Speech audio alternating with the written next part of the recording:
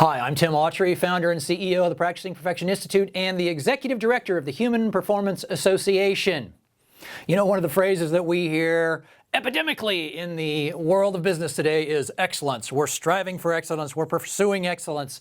And the question that I want to answer in this particular video is, what's wrong with pursuing excellence? Well, I think let's go back a little bit and talk about where this phrase really became popular. I like to give credit to Tom Peters in the book that he came out with back in 1982, In Search of Excellence. And what they did was they highlighted 40 companies back then that had cracked the nut on this thing called excellence. And man, those of us who are into business books like I've always been, we jumped on that thing. I still have my original copy on my shelf, all highlighted and annotated and everything else. The thing about it is, if you look at that book today, what's interesting is several of the companies that are highlighted as being excellent in that book are not even in business anymore. And so you have to say, well, wait a minute. Maybe it was excellent then and it's not excellent now. Maybe this whole excellence thing is a little confusing.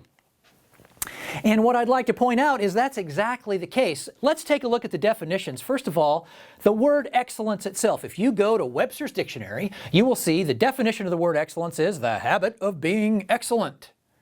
Well, you know, if you have to use the word to help define the word, you've got a bit of a problem. So let's take this down to the next level and let's look at the word excellent.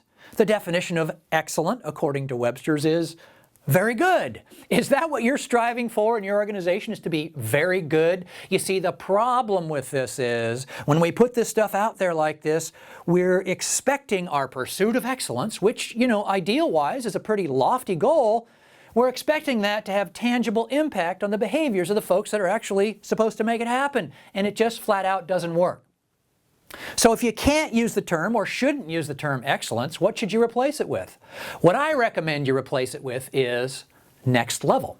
Because you see, you can identify and clearly measure where you are today, and you can define what your next level is. Here's what you want to do. You want to define that level, you want to quantify it, and then you can measure your progress toward it. And by having this information, you can clearly communicate with the folks in your organization. Here's where we are, here's where we go, and then you can use all the implements of influence we've been talking about to make it happen. Now, there's one more piece of this puzzle that I find to be fairly common in organizations, and that is, okay, we like this whole next level idea. This is where we're headed. Without taking the time to clearly define why that is the next level.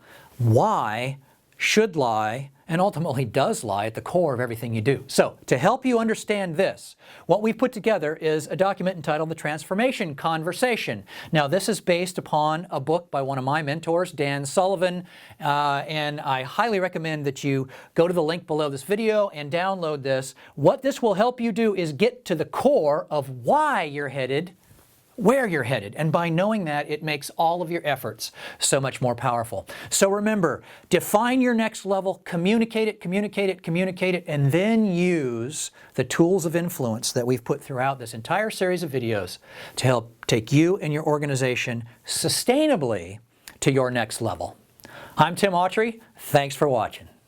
If you found this information to be valuable and would like to receive free access to an entire library of videos answering the top questions people ask me about human performance and reducing human error, visit futureofperformanceimprovement.com.